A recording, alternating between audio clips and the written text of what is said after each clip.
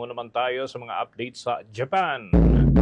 Nasa 3.4 billion US dollars na mga investment ang nalikom na kaugnay ng pagbisita ni Pangulong Ferdinand Bongbong Marcos Jr. at pakikipagpulong na rin sa mga investors dyan sa Japan. Yan at iba pang mga balita hatid ni Bombo Anali Soberano.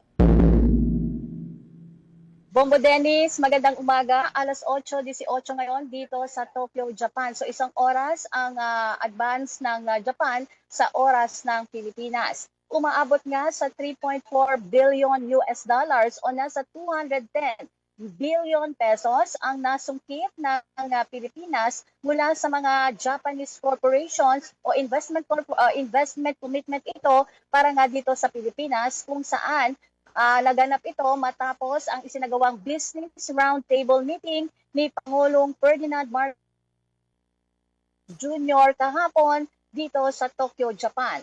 Ayon sa Pangulo, malaking tulong ang mga pamumuhunang ito pagpapalawak ng industriya, paglikha ng libu-libong trabaho at pagpapalakas ng ekonomiya ng bansa.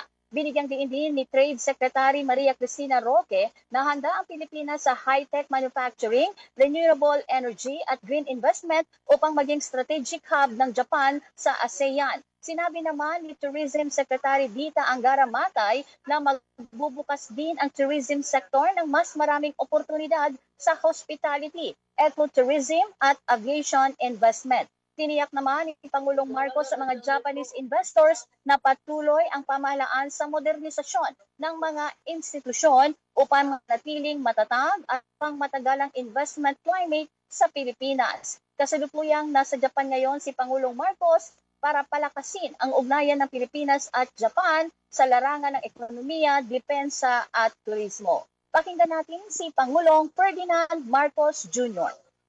In this sense, trade and tourism are not supporting sectors.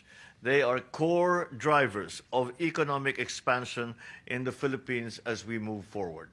To our Japanese partners, many of you have been with us for decades.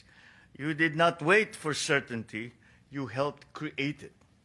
We will continue to strengthen our economy, improve our systems, and build an environment where your investment do not just enter the Philippines, but grow, succeed, and endure in the Philippines. Because our goal is not short-term growth. It is shared prosperity across many generations. So as we look ahead, let this be our shared message to the world, that Japan and the Philippines are not only partners in history, we are partners in the future. Si Pangulong Ferdinand Marcos Jr. Hinikayat din ni Pangulo ang mas pinaigting na parliamentary at strategic cooperation sa pagitan ng Pilipinas at Japan sa harap na tumitinding geopolitical tension at pandaigdigang hamon sa ekonomiya. Sa pakipagpulong ng Pangulo sa mga miyembro ng Japan-Philippines Parliamentary Friendship League, sinabi nito na mahalaga ang mas malalim na ugnayan ng mga bansang may isang adhikain para sa regional stability, economic resilience at pagsunod sa international. Kanyang talumpati ng Pangulo ang pagpapalakas ng defense at maritime security cooperation. Sinabi naman ni JPPFL Chairman Moriyama Hiroshi na mahalaga ang tuloy-tuloy na parliamentary exchanges upang mapalalim pa ang ugnayan ng dalawang bansa, lalo na sa larangan ng seguridad, ekonomiya, climate change at digital agriculture. Muli si Pangulong Ferdinand Marcos Jr. Philippines' designation as a recipient of the Official Security Assistance Program for the third consecutive year continues to contribute to our country's maritime domain awareness and our overall maritime security. Defense industry collaboration also creates new opportunities for knowledge and technology exchange and for workforce development. Complementing this strong security partnership is a robust and enduring economic relationship. Japan remains one of the Philippines' most important partners in terms of trade and investment, and no other country has matched Japan in the scale and quality of its development assistance to the Philippines, including the long-term investments in human security in Mindanao and across our islands.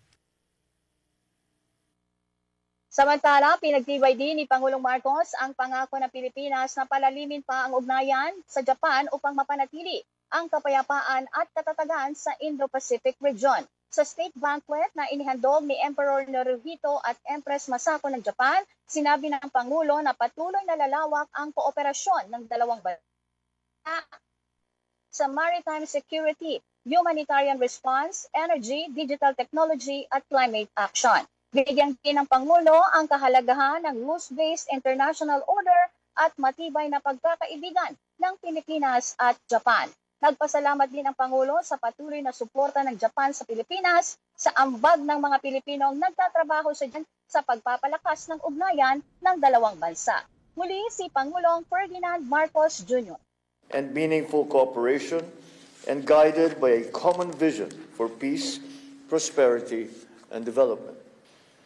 Whether in seasons of abundance or of hardship, Japan has consistently stood shoulder to shoulder with the Filipino people, extending solidarity and assistance at the right moments to reassure us that we have a friend that we can always count on.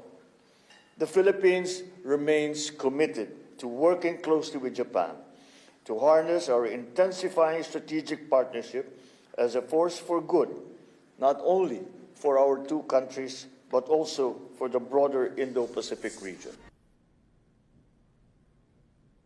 Si Pangulong Ferdinand Marcos Jr. Bongo Dennis, ngayong umaga magkakaroon din ng series of meetings si Pangulong Marcos.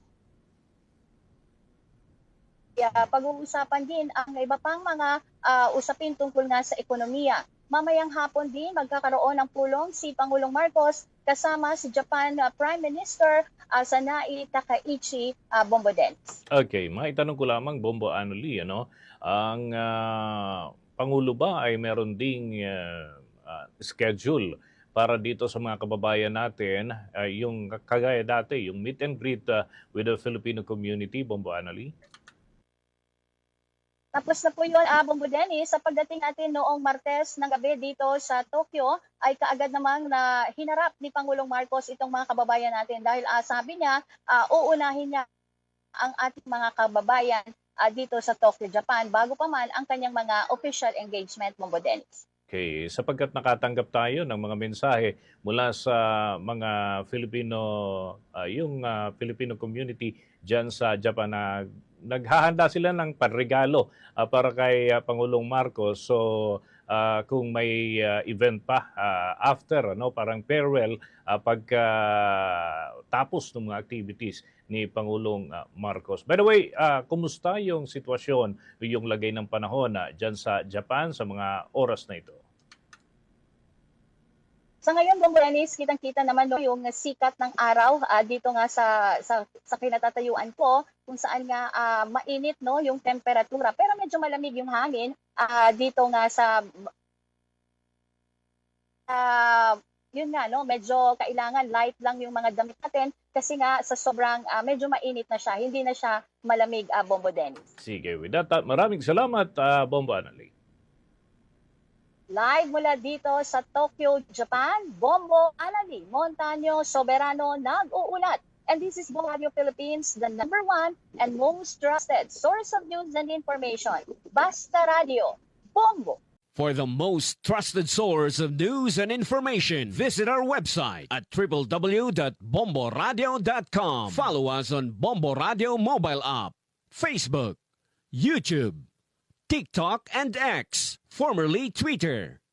Like, share, and stay connected. Anytime, anywhere.